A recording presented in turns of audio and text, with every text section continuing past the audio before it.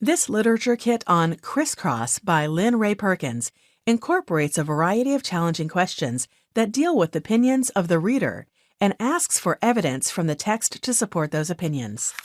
55 pages chocked full of a variety of scaffolding strategies incorporated in our Before You Read worksheets for each chapter section, along with vocabulary prompts to prepare your students for the reading with rubrics, teacher guide, and author biography. Come up with reasons why most people tend to be reluctant to speak their mind. Identify what motivated Pastor Don to give free guitar lessons. Students find quotations that may appear next to their picture in a yearbook and reflect on how it applies to them. Write complete sentences using vocabulary words found in the text. 6 additional writing tasks follow.